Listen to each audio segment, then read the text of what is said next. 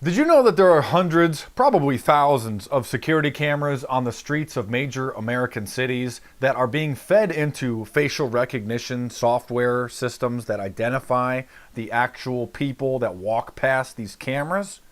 Oh, you didn't know that? Oh, that's right. I guess you're watching too much football. Oh, I guess you just logged into your Netflix account too much. I guess you've been playing Angry Birds too long on your iPhone. Because this is old news to some, new to some, a conspiracy theory, a paranoid delusion to the ignorant, mind-controlled masses that still don't believe that this is actually happening now, today.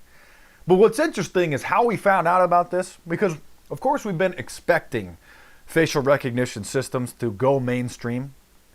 And they are coming. They've been in the casinos for well over 10 years, probably 15 years, to identify card counters. If somebody's thrown out of a casino, then they're entered into a facial recognition database, and it can tell as soon as they walk into the casino. That's old news, but still isn't very mainstream.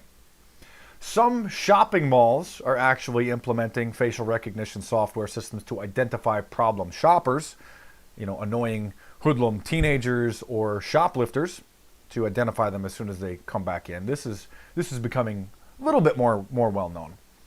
But what is very little known is the fact that hackers hacked into the Stratfor emails. This is old news again, like I said, but many people still don't know this.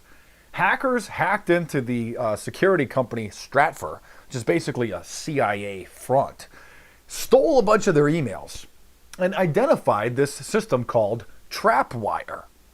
And then when WikiLeaks was releasing documents about it, or releasing the emails, guess what happened to WikiLeaks? They got hit with the denial of service attack. Oh, just a coincidence to try to shut them down.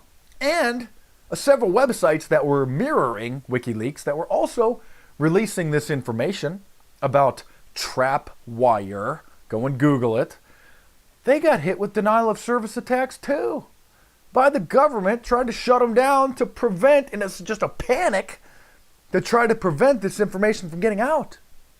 So we're entering a new phase of the Orwellian nightmare. Hence the title of my book, Big Brother, the Orwellian Nightmare Come True, published in February of 2011, or March of 2011. Paralleling the story of George Orwell's infamous novel, 1984, with our current events. And for people that are in their 40s, 50s, they may recall being around when security cameras were not commonplace. And just imagine, living in the 60s, maybe the 70s, before every retail store, every parking lot that you would go to had security cameras in it. And then, these people started witnessing the shift in society, seeing more and more security cameras, and then it became commonplace. I mean, if somebody were to come up to you today and say, hey, by the way, did you know that there's security cameras in Target and in Walmart recording everything? You'd be like, well, duh. So there's going to be a time in the near future when the same is true of facial recognition cameras, identifying every person that walks into a store or walks down the street. And Trapwire, the system of Stratfor, again, the CIA front, is a data mining, data analysis, Orwellian company, proves that they have been doing it.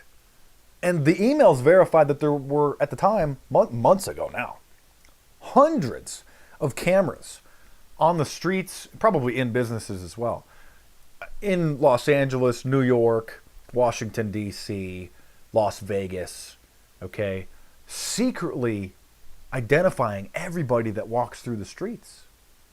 There was a facial recognition system tested at the Super Bowl in Tampa, Florida in 2000. Might have been 2001, maybe year 2000 or 2001, I forget, where they tested facial recognition scanners on the crowds.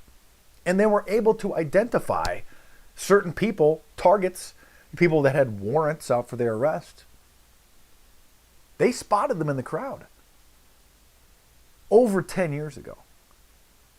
So this is happening. It's going to be interesting to see how people deal with this when this becomes mainstream. And we're going to enter into a phase, a new era, a new Orwellian era of society, if the civil libertarians can't prevent this from happening. Where everywhere you go, walking down the street, walking into a store, you're going to be identified.